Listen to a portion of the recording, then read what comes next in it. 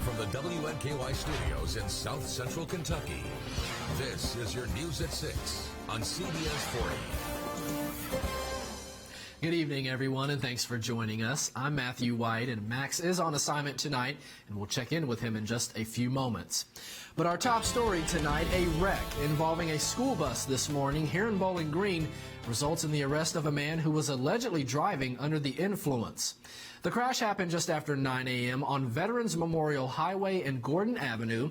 According to Bowling Green Police, 29-year-old Zachary Tony, who you see on your screen now, of Bowling Green made a sharp turn and collided with the bus. Now, fortunately, no children were injured, and police say Tony was driving on a suspended license. Authorities also say they found a bag containing a white substance in Tony's trunk, along with a syringe that appeared to have a white substance in it.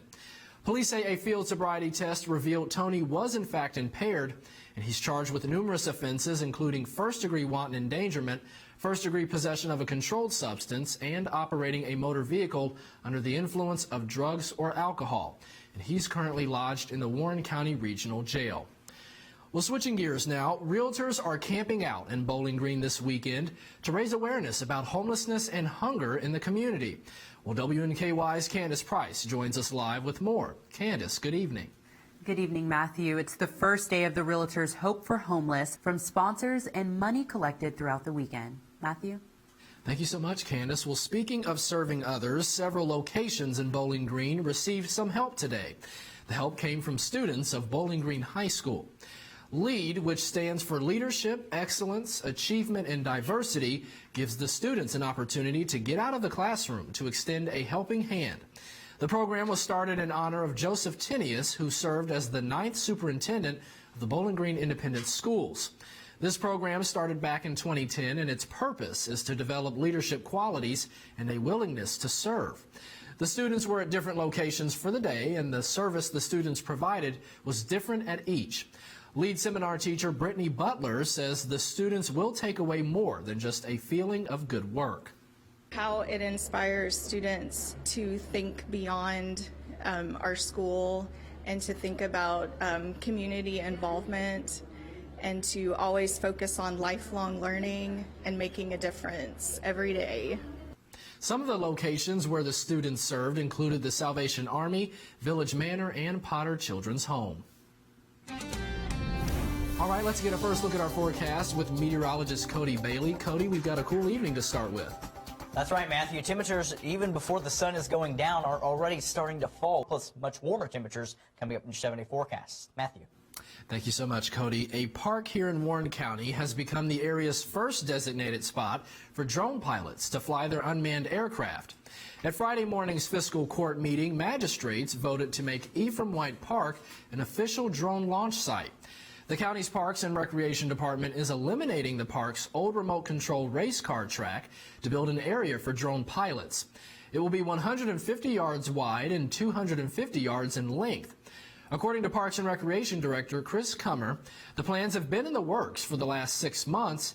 His department has been in close contact with the staff at the Bowling Green Warren County Regional Airport to ensure all FAA rules and regulations are followed pertaining to unmanned aircraft. Kummer says the community has been itching for something like this. We're in the recreation business, so when we have citizen groups come up to us and they give us input, and you get a large group of citizens that want to try something new and want to have a place to come, and their recreation is to come out and fly their drones. Our first and foremost, we want to make sure it's a safe place, but working with different community members to make this happen, I think it's a great addition. The new course will be operational in about 2 weeks, and drone pilots will not be permitted to fly their aircraft above 60 feet. Well, the Bowling Green Human Rights Commission is celebrating Fair Housing Month with food, games, and music. The commission works to eliminate discrimination when it comes to employment, housing, and public accommodation. The first Fair Housing Community Neighborhood Celebration took place at Bowling Green Human Rights Commission grounds at 491 Double Springs Road. The director at the commission spoke about her disappointment that the city still hasn't passed a fairness ordinance. Now, while it is against the law to discriminate against people on the basis of religion, gender, race, or national origin, there is no law that affords those same protections for LGBTQ+ citizens. We would still recommit to whatever we can do. Although we don't have the ordinance, we try to redirect if any way possible, and we will be available to serve the public when and if the ordinance passes. The Commission provides information about fair housing and the Kentucky Civil Rights Act and offers fair housing workshops. Well, we are just 8 days away from the 145th running of the Kentucky Derby, but tonight here in Bowling Green there is a Derby-themed inaugural event benefiting a worthy organization. Well, WNKY's Max Winnitz is live at La Gala with a preview of tonight's event. Max, good evening to you. Hey, Matthew, good evening once again from the inaugural pre-Derby Gala. Reporting live tonight in downtown Bowling Green, Max Winnitz, WNKY News. Matthew, back to you. Max, thank you so much. Looking forward to it as well. And more local news after the break. But before we take a break, got a news tip? Well, if you see something, say something. You can contact us here at WNKY News. Now, by phone, you can reach us at 270-846-WNKY or by email at news@WNKY.com. We'll be right back. Welcome back, and thank you for joining us this evening. Hundreds of coffee lovers and baristas from Tennessee, Kentucky, and even New York converged at Spencer's Coffee last night for the 7th annual Latte Art Throwdown competition that supports Hive Inc.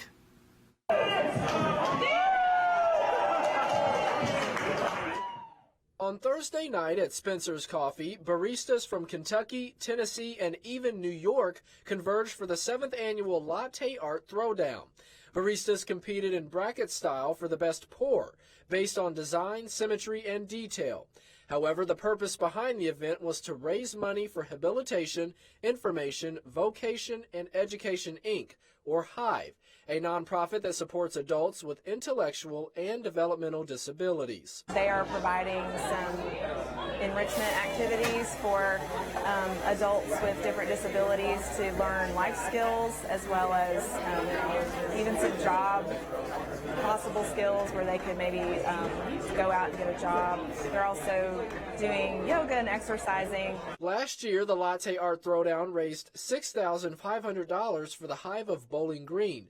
But co-owner Shelly Shepard says it takes a community to make that happen. It's important for the community to get involved because this can be a population that's just overlooked and people don't know about the needs that are there. And so by raising the awareness level, our hope is that more people could get involved in supporting this group and what they're doing. Shelly and her husband Justin aren't just passionate about coffee, but giving back and making a difference. We've been involved in the coffee industry for about 14 years now, and it's a special group of people. They have really big hearts, and so, but it is really humbling to see them rally around a mission like what the Hive is doing and come out and support from all over the country. Now, as far as the competition goes, the results are in. In first place, as Supreme Champion, is Chandler Roberts from Seeds Coffee.